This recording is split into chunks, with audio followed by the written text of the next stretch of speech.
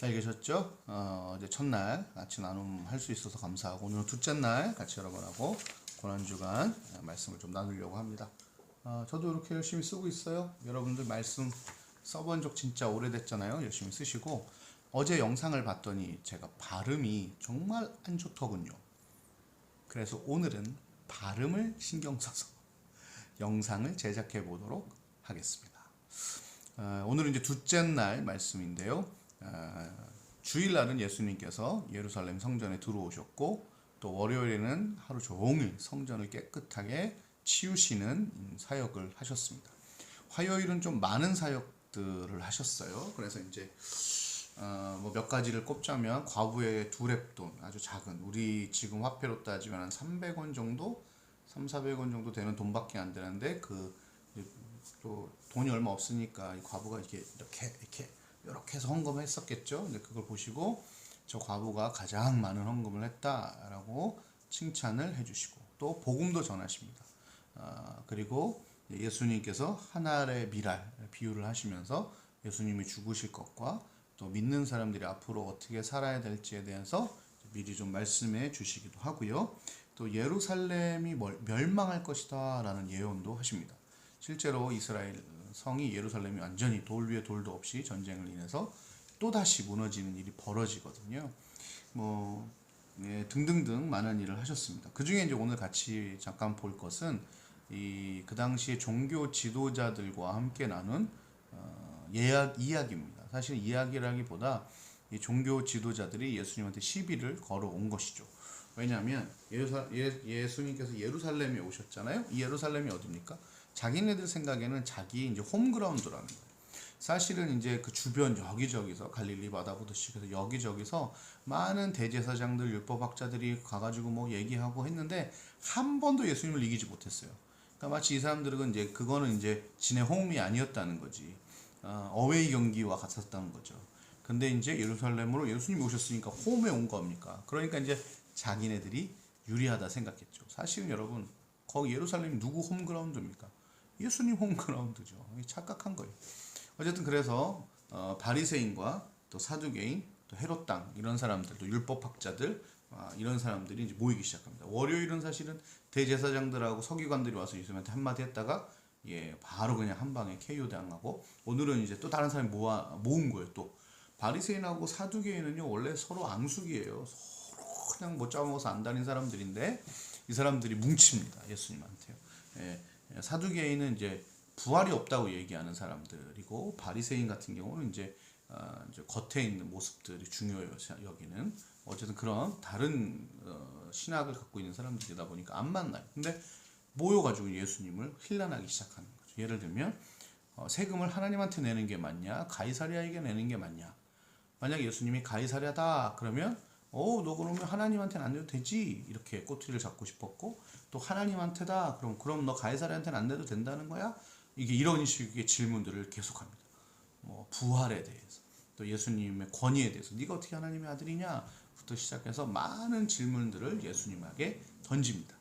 그런데 예수님은 다 받아내시고 오히려 그 정도가 아니라 나중에는 뭐라 그러냐면 예수님의 대답에 아무도 답을 하지 못하더라. 그리고 그 이후에는 누구도 예수님께 찾아와 묻는 이가 없더라. 그러니까 완벽한 KO를 당하게 된 것이죠. 여러분 우리도 사실 하나님한테 불만 많지 않습니까? 저도 한 번, 두 번 정도 있었던 것 같아요. 정말 힘들 때 아무도 없는 곳에서 막 하나님한테 정말 육두문자를 날려가며 욕하던 날이 기억이 납니다. 진짜 있냐? 막 이러면서. 브루스 올마이티라는 영화 제가 옛날에 한번 소개했는데 거기도 보면 거기 짐 캐리라는 배우가 그러거든요. 이런 하나님 있으면 내가 너보다 낫겠다 막 이러면서 어떻게 세상을 이렇게 다스리나 막 이러면서 이제 화를 내는데 저도 그런 적이 있거든요. 여러분 그런 적 있죠. 그래서 만약에 하나님이 지금 예수님처럼 오셔서 우리와 만약 이런 변론을 하기 시작한다면 누가 이길까요? 뭐 힘으로 누르는 거 말고라도 뻔한 얘기겠죠. 사실 더 정확히 얘기하면 하나님이 우리에게 대해서 하실 얘기가 훨씬 많을 겁니다. 그럼에도 불구하고 하나님이 은혜로 갖고 계신 거예요. 그리고 이쁘다 해주시는 거예요. 기억하십시오. 우리가 잘나서 이렇게 잘 살고 있는 게 아닙니다.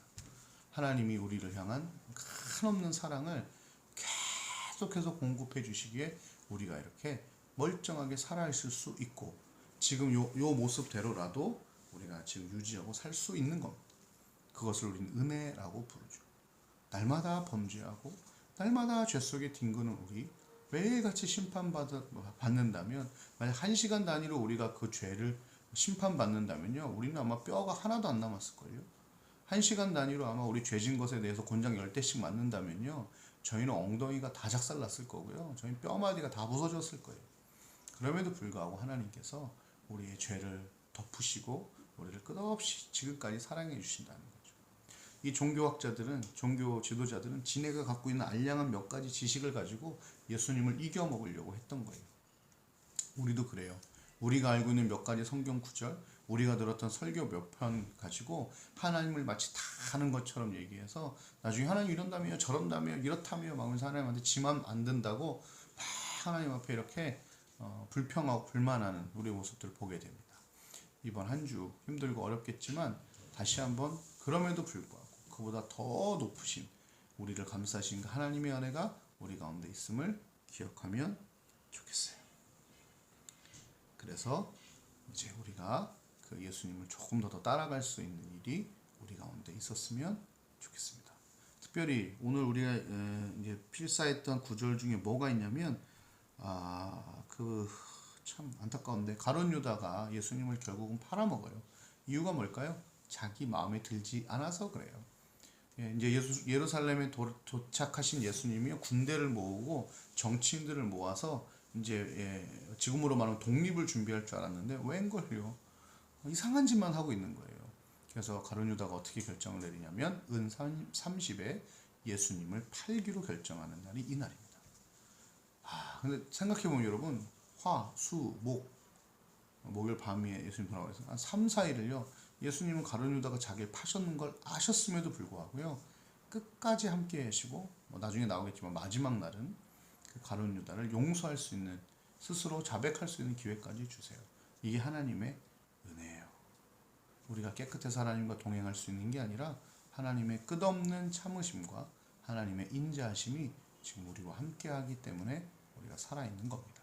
오늘도 거기에 감사하면서 오늘 하루를 기쁘게 감사의 제목으로 하나님께 올려드릴 수 있는 저와 여러분이 되었으면 좋겠습니다. 기도하겠습니다. 하나님, 저희가 잘나서가 아니에요. 하나님에 대한 많은 불평과 불만이 있는 것도 사실이지만 돌아보면 그것은 정말 우리의 실수와 하나님이 우리에게 하실 얘기에 비하면 정말 보이지도 않는 세 발의 피도 안 되는 것들입니다.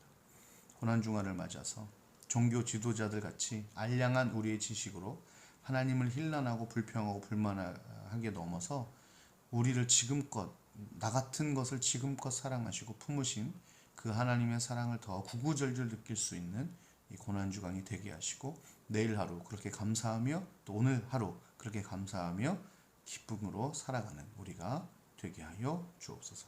예수님의 이름으로 기도드렸습니다. 아멘.